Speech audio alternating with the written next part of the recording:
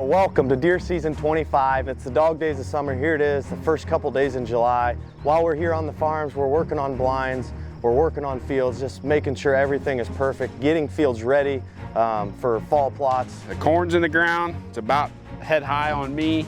The beans are in the ground, we've been spraying those and kind of monitoring them and getting them ready. We got some electric fences out to protect some of those bean fields from the deer pressure, and we're just going through the motions of summer and getting ready for what is to come in deer season 25. We've gotten a lot of rains this summer, which is kind of odd. I hope I don't jinx this and it doesn't dry up here in the end. But right now we're wet and all the crops are looking really good. Last year we had rains up front and then the rains kind of fell off and we went into a deep drought. And so did the deer. The deer grew well, kind of fell off. We didn't have the antler growth and potential that we wanted to see. This year we're continuing on the upfront of the rain very well this summer. We just had 7 inches in one day, a 24-hour span of 7 inches of rain.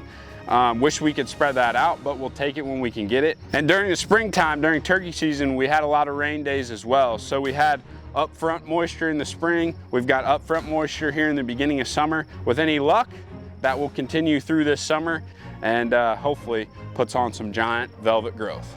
You know, last summer, during the Deer Season 24 series, we gave you some updates from a new farm. I had sold a couple farms and turned that into a new piece of dirt there in the state of Missouri. We had lots of plans, lots of plots. Some of them worked out, some of them didn't.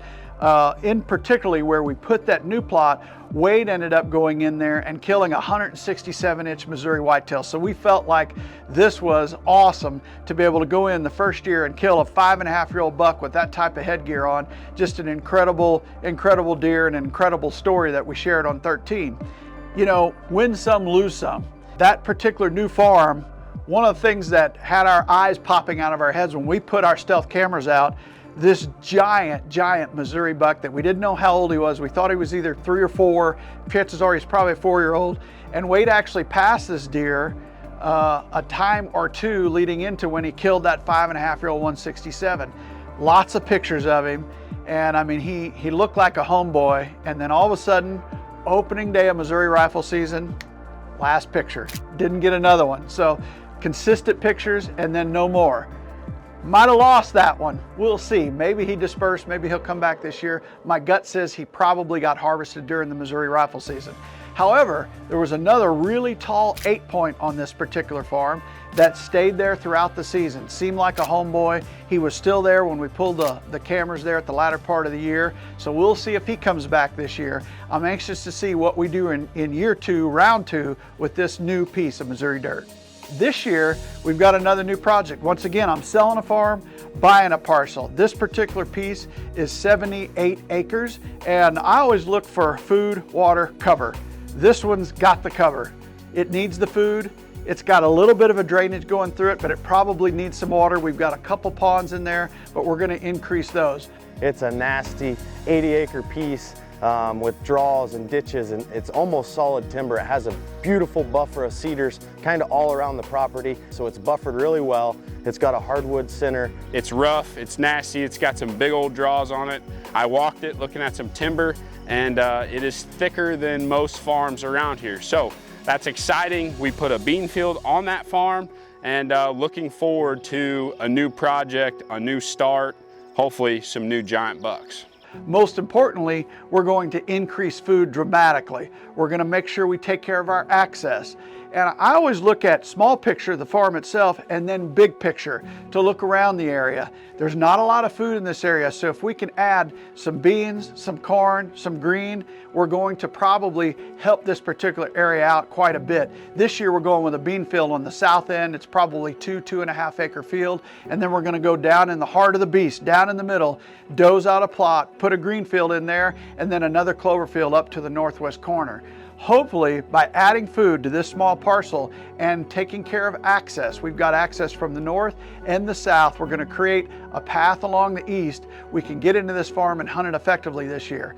I only learned of this farm late in the year last year, so the deer pictures were very limited. We put some cameras on it. We got 1 or 2 small bucks, some does, one decent sized deer that had already shed. So it's really an unknown. It's a blank chalkboard, it's an unknown. I'm anxious to see what we can do with this deer this year. Follow along and we'll find out if we have any success. We'll share the pictures and we'll certainly share any hunting success we have. Letting you guys roll by our side through deer season 25.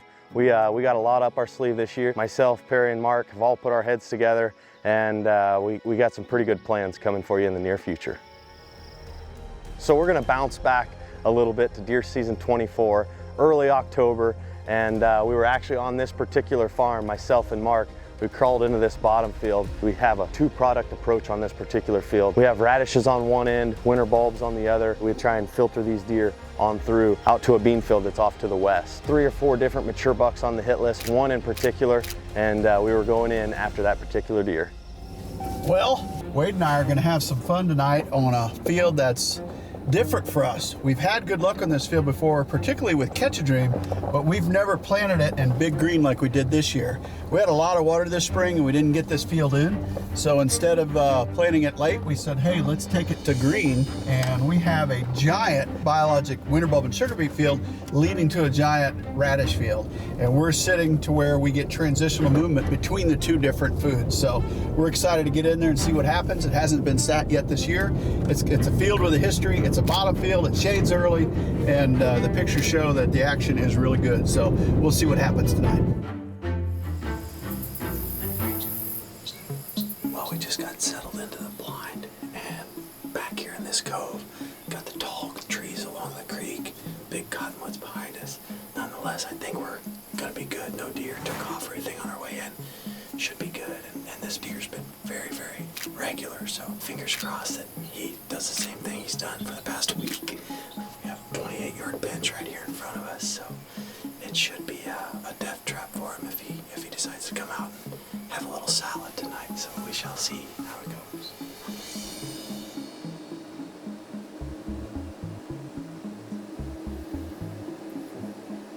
Rut's on. It's a pretty nice year and a half old.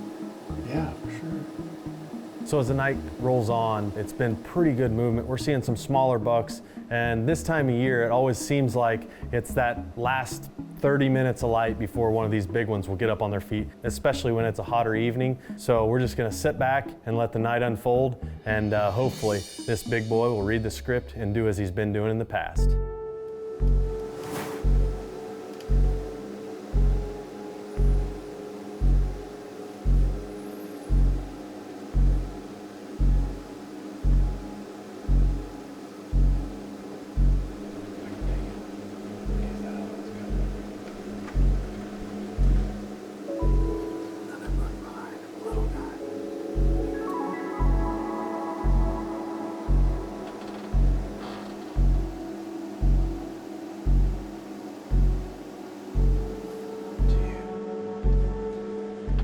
Switch has been flipped. All these deer are moving pretty good right now. Got several smaller bucks, a really nice 5.5-year-old 8-point, and these 2 younger guys just walked in. It's on. As we're sitting here, the night's starting to roll on, sun's starting to set, and all of a sudden we see a giant rack coming out of the brush. I don't believe.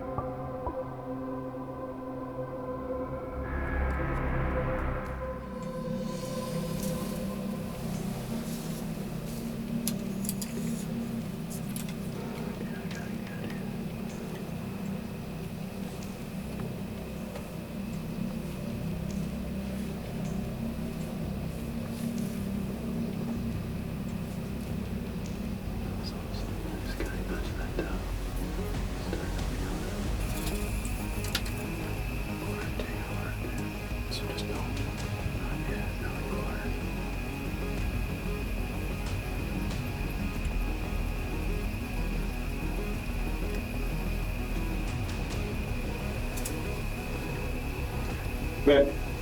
Ready? Yep. That's a smash. I thought you Oh, you killed him. You absolutely smoked him, Wade. Wow, good job. Thank you. Whew, what a rush. He pushed us right down here to the wire, but he came out. He couldn't resist the radishes. All his buddies were already down there. He was headed that way. He hung up here. I don't know what hung him up, but he was hung up here for a little bit, and then he come right in here. What a great shot. Thank you. Was able to close the deal with a few minutes left of light. It was a beautiful giant frame 9-pointer. You know, the hit looked good. We were a little worried about penetration. However, we looked it over and decided we had enough penetration. It was right through those lungs. So we dial up Perry, get him on his way, and wait for him to go on the track.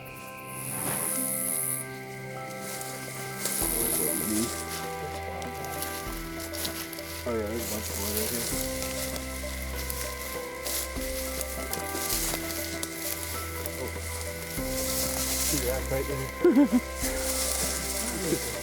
Heck yeah, congrats. Yeah, look at the body on that sucker. Oh my. He's nice. Here it is, October the 3rd, and it was a night to remember. We saw all kinds of bucks, and they were on the green heavy. It goes to speak about this phase, greener pastures, and indeed it was. This guy came out right at last light and worked right into 25 yards. We have a lot of MRI with him. We have a lot of history with him, and you could see his rack is still a little wacky, but he blew into an absolute giant this year. He was just like a giant fork on this left side last year, and you know, like I said, we never really ran into the deer, but this year he was daylight all over these green radishes. Just couldn't be happier that he popped out of it and that he popped out of these woods, because I was able to put that Kill Zone Max to the test, and it absolutely did a number on him. Couldn't be happier here in Iowa.